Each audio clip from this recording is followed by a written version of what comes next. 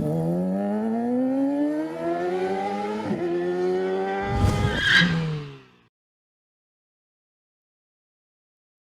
there, I am the CRM Ninja, and on today's episode of the Oops Factor, I have the amazing Matt Batterbee. Welcome to the show, Matt. Yeah, thanks for having me. Thank you. It's great to have you. I've been following you on social media for a little while. In fact, if you see my background, this is how I imagine you to be walking around for most of the day with a number of selfies and videos that I see. Yeah, and that's, my beard was a little bit more trim. That's pretty spot on as well. I try to get it as accurate as possible. So how did you get into creating content in the first place? What made you decide to do all these videos and stuff? Yeah, I think it came from, so before I was at Ingram, I was at Microsoft, and when you're in a company like that, you have to be very careful about what you post. It's you no longer, it's my opinion is Microsoft's opinion. That is the kind of the thought behind it. So I always had to be more careful around my social media, and I didn't really like that. I'm more of an outgoing person. I like to share. I like to, if I'm going to teach someone something about something coming up with Microsoft, I want to do it in a fun way, a fun video or blog post or something like that. So as soon as I started working at Ingram, that's when I started, and I'd never even heard the term personal branding until maybe 6 to 7 months ago. And then someone approached me from Ingram saying, "Oh, you're really good at personal branding." What's that? It's like what you do every day. So it's just one of those things where it kind of suits, with me, what you see is what you get. The same person that posts the wacky videos on this podcast or on a corporate call with Ingram Micro, I'm the same person throughout. And I like to share that with people. No, it definitely comes across your social media. I know other people in Microsoft who had to, let's call it, follow the corporate line. And once they were out of Microsoft, they then felt free and released in their true being. Yeah, and that's it. And I don't blame Microsoft for the way they are. It's a huge brand. You can't mess that. But I really enjoy the fact that I can be myself a little bit more now and really share the real me. And it's great, partners that come and meet me. Like, for example, I was in Miami a few weeks ago for our big event, and I got to meet so many people that ran over or walked over and said they knew me, and they knew me from LinkedIn and stuff. And it's great.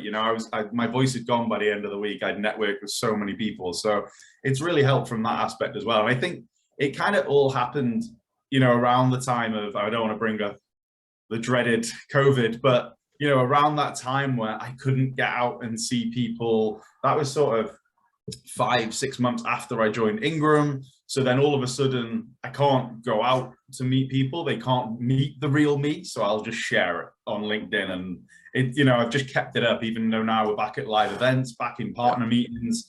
It's good fun. And I enjoy it. I remember us saying, it's, if you enjoy what you do, you never work a day in your life. So I try and enjoy what I do every day. Very true. Where is the coolest place that you can remember that you've done a video in? It's got to be Miami Beach. So Miami Beach is cool. I think if you say Miami Beach, it just screams cool. But I was at a hotel for the Microsoft Business Applications Inner Circle event, and it was at the Ritz-Carlton in Santa Barbara. And I remember sort of arriving at this hotel being treated like royalty. And I'm just a small guy, small town guy from North Wales. But I never thought I would stay at a Ritz-Carlton, let alone in Santa Barbara. And then I kind of went out onto this beach from the hotel. And it was just that moment of what am I doing here? So maybe the Ritz-Carlton Santa Barbara, just because of the sheer kind of glamour of the hotel. The beach was beautiful. And it was funny, I sat on a table with a lot of CEOs at that event, and we all said, we have to pinch ourselves. None of us thought when we were young kids that we would be sat at this hotel being sent there to work. So I'd probably say that's the coolest place. Nice. Santa Barbara is a beautiful place. Yeah. I've been there before. I spent about a week and a half there some years back. Right. So going from traveling and videos and personal branding, which you happen to stumble into, to the Oops Factor, what do you have to share with us today?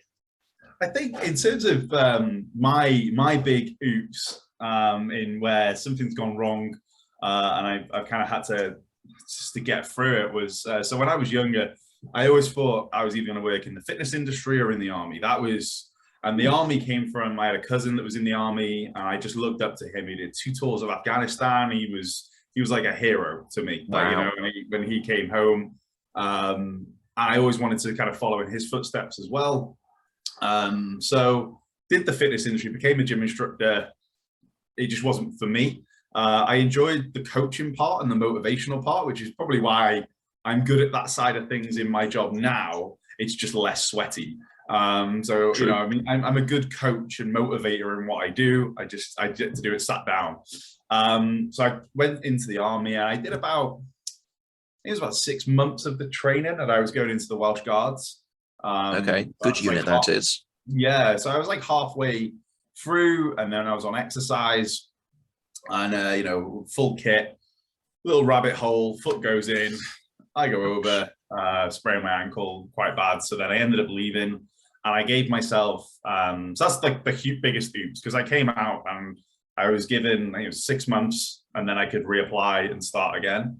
Right. And then I think it was 2 weeks later, because I've never been one to sort of sign on or anything like that and claim money from the government. So I was like, no, I'm going to limp my way around a job. So I got a job in Aldi, which is a supermarket for anyone who doesn't know listening to this.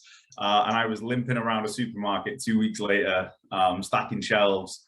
And I remember day one, the manager was like watching me count how many like boxes of chips were on this pallet. I was just like, and he was like giving me this lecture, and and I'm really respectful. And I'm really like, if I do a job, I want to do the best job ever. But it was this moment where I was like, oh, last week I was like, I had a career in the army, or 2 weeks ago I had a career in the army, and now this guy's moaning to me about chips. And like, I don't care. And that was a huge low point for me. And, you know, that was my big oops. But, you know, kind of got through that. I think the injury doesn't help when you're in pain and someone's moaning to you about chips. So it was about 6 months, and I was ready to reapply. And then I got a job in an office in a call center, and I loved it. You know, I was doing like sales, and, you know, I found out I had a bit of the gift for the gab. In terms I am of sales. shocked. In terms of sales, so it was only, you know, a few months in, and I was like top salesperson and all these kind of things. It's like I'm quite good at this office stuff. Never thought I'd work in an office or anything like that. I always thought like gym or in the fitness industry somewhere, or the army. And then it kind of moved on from there. So I was a call center manager, like a team leader, call center manager. Then I moved to a company that was building a call center. So I helped them build their business and build the call center and the whole organizational structure. And that was my first exposure to kind of tech, because it was a connected car data company. So it was like all IoT and really cool geeky stuff like smart cities and all that kind of stuff. And I was kind of fascinated by what technology could do. It was the first time I'd really, other than I can take a picture on my phone and upload it on Instagram or whatever, it was kind of my first, wow, technology is actually really cool. And I must have been 22, 23, something like that at the time. Okay. And I, you know, helped build this call center, but again, the company wasn't for me. And then it was a day where I was, again, a little bit of an oops, I suppose, in this company where I was made to feel not great.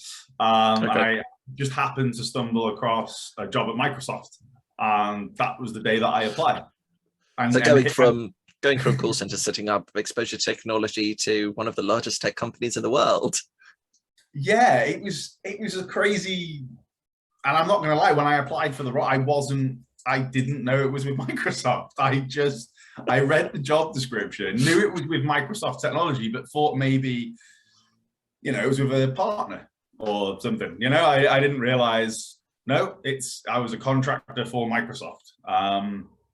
And yeah, then the rest is history in terms of then moving into where I am now, heading up the global business for Ingram, for Dynamics 365 and the Power Platform. So yeah, there's been a few oopses along the way. But but I think I've learned from every single one of them. Amazing. Stepping back to Microsoft for a moment. So what was the role at Microsoft? What did you do there?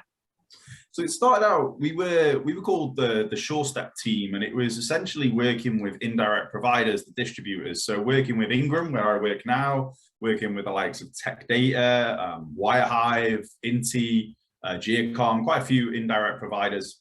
And it was because Microsoft were going for a bit of a move of pushing more and more partners to the indirect route through distribution. Yeah. So, and they were then unmanaged by Microsoft. So it was us going in and making sure that they knew the value of the Microsoft partnership, what they could use, how they could still feel managed, even though they weren't. So we dealt with those unmanaged partners on behalf of the distributor. And I started out working with Modern Work, which was, you know, Microsoft 365, and it's, with all due respect to anyone that works in that, it kind of sells itself at this point. So the challenge came up of, well, we don't have anyone in the UK doing Dynamics. So I, you know, raised my hand to the challenge. I'd already started learning more about it because of my call center, customer service, sales background, that kind of CRM technology. Yeah. It was one of them where when I was learning about Dynamics and I realized I built a call center with rubbish technology, it's like, if I had Dynamics, my life would have been so much easier. So I got hindsight is 2020, isn't it? It is. So I got really passionate about Dynamics anyway. And then when the role came up, I was like, I'll raise my hand and took that on. And got to work with some great people. I, you know, very quickly found the Dynamics community just to be amazing. Like the people in it, yeah, everyone's so passionate. Even at Microsoft, you know, I work with some amazing people. I still work with them today, which is great. Some of them have moved on into partners like Bamboo Cloud, the hoodie that I'm wearing now, and I still work with them today, and it's amazing. They're an amazing company. I know several former and current people there.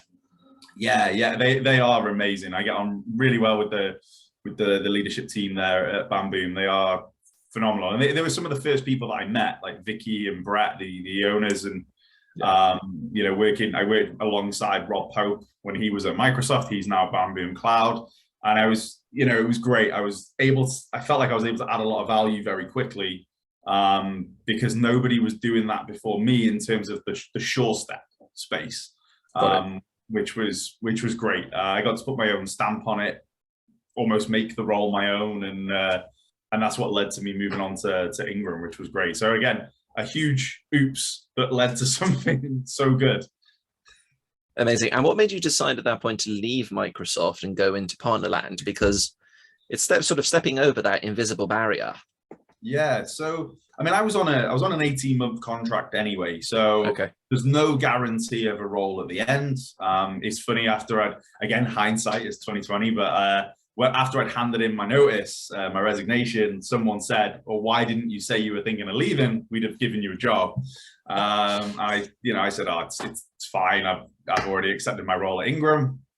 What I loved about Ingram was it was funny. They were one of my, I don't mind saying this, they were one of my biggest headaches at Microsoft because they had nobody doing the Dynamics piece.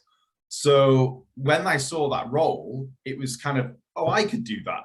So I could put all my focus into one indirect provider rather than spreading myself across. It was like 10 or something I was working with at the time. I was at about 13, 14 month point of my contract. And I know a few people that left it to the wire and then got a job at Microsoft, and it's kind of, I'm never going to do that. I'm, you know, 18-month contract, I'm going to leave before the 18 months, unless someone says to me, you've definitely got a job at the end of this. And it's in writing, you know?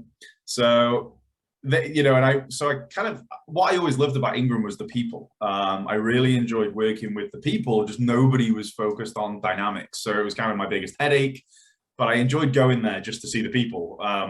So people are great. As I told you before, you know, before we started recording, I ran a very small MSP, and Ingram were the software licensing house that we went through for it, and they were amazing. And everything. It's been a great experience. I mean, they've really helped me develop and helped me, you know, move into the global role that I'm now in, heading up the Dynamics practice globally. So they're a great company to work for. You know, they've looked after me well, and they've enabled me to grow and develop. And we've done some great stuff with the dynamics practice as well.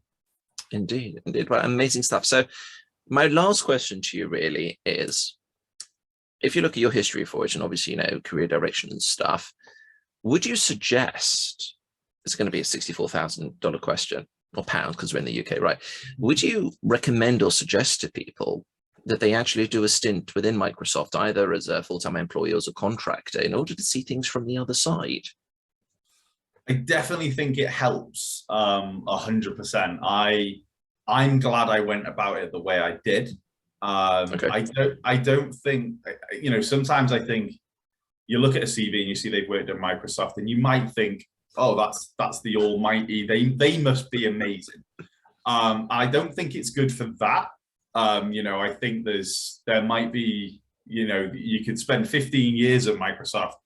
It doesn't mean you're any better than someone who's been 1 year, in my opinion. But one thing that I really got from it was I had a really good understanding of the Microsoft partnership, the programs, and the importance of that. So when I joined Ingram and we were building out the Dynamics program, every time someone would maybe suggest, oh, why don't we do this? I could say, because Microsoft already do it and it's free. So why don't we just incorporate in our program, but we just push partners there, because then it frees us up to do other stuff with the partner and help them in other ways whilst they're doing this.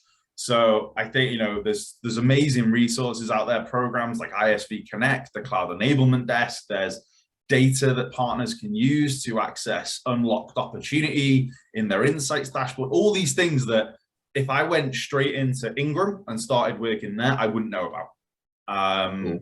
So when I joined Ingram, it was great because I had all this knowledge and I was able to push that out.